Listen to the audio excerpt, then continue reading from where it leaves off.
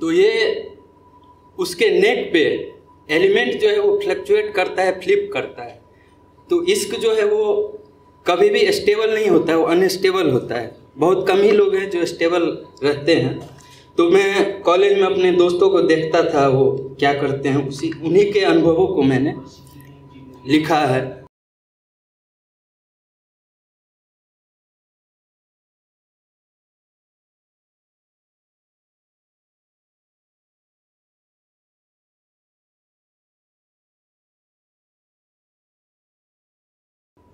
और अगली कविता में पिछली बार जब आया था पहचान स्टूडियो में, तो मैंने बोला था कि सांस्कृतिक विरासत को संरक्षित करके ऊपर उठाने के लिए कुछ हमारे साहित्य से जुड़े हुए जितने भी लोग हैं वो इस चीज़ पे ध्यान दें। तो इस चीज़ के लिए मैं आज तैयारी करके आया हूँ और बहुत हल्के शब्द से, चूँकि मैं मिथिला से हूँ और हमारे जितने भी बाहर रहने वाले शहरीकृत मिथिलावासी हैं उनको मैं समर्पित करता हूं और जो मिथिला को जानते हैं उनको भी समर्पित करता हूं।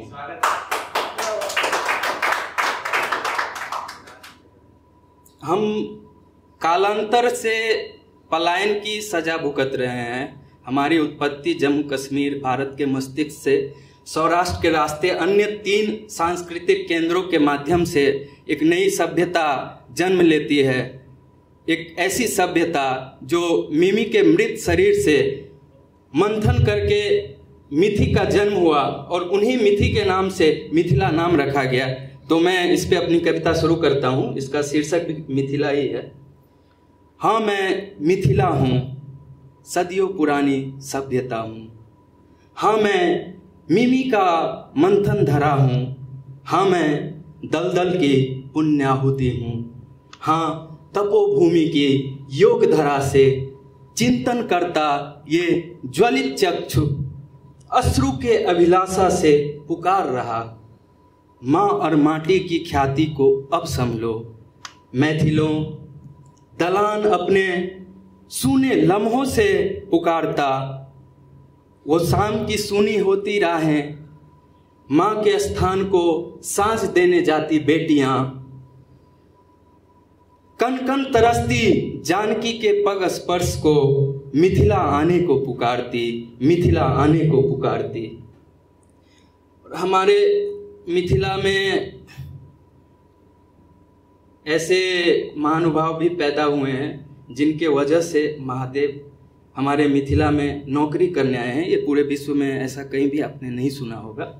उनके लिए मैं कुछ लाइनें लिखा हूँ कि है नमन उस पुरुषार्थ की जिनके आराध्य शक्ति ने अपने साध्य से महादेव के चरणों से समर्पण के गहरे भावों से मिथिला के वंदित माटी को स्पर्श दिलाया। उनके समर्थन में ये लिखा हूँ। और वो रूप धरे, वो जटा धरे, वो मृदंग धरे, वो काल हरे, वो महादेव मिथिला पधार गए।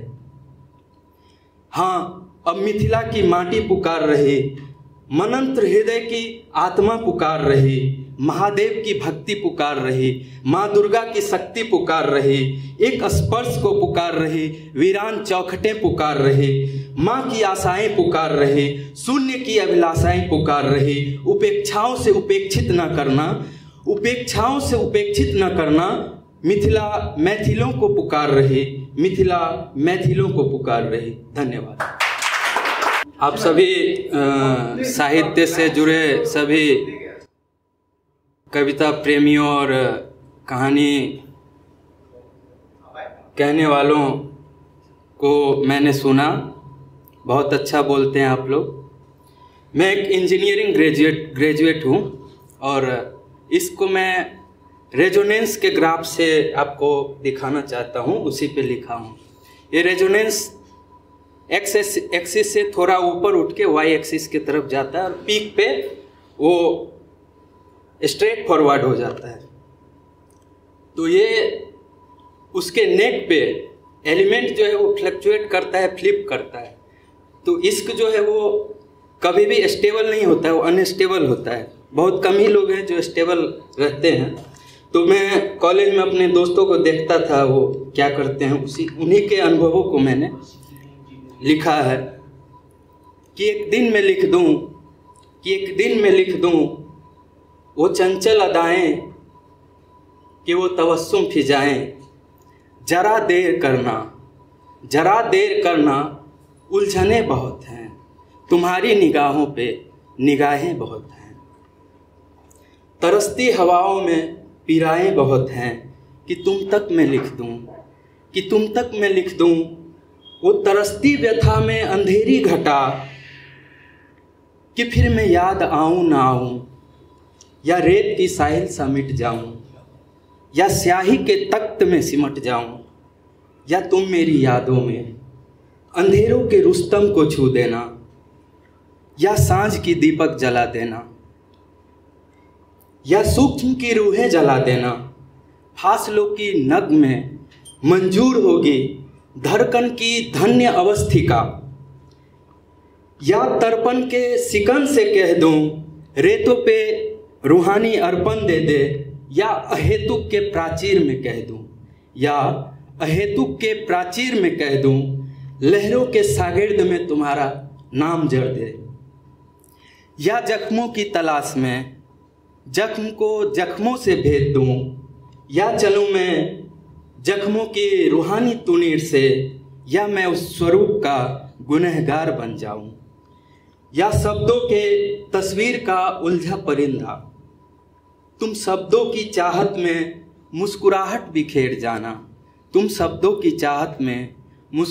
बिखेर जाना, बस अरमानों में दिल के सिकन को शिकस्त मत देना। इस दिल के सिकन का शिकस्त बड़ा गहरा है।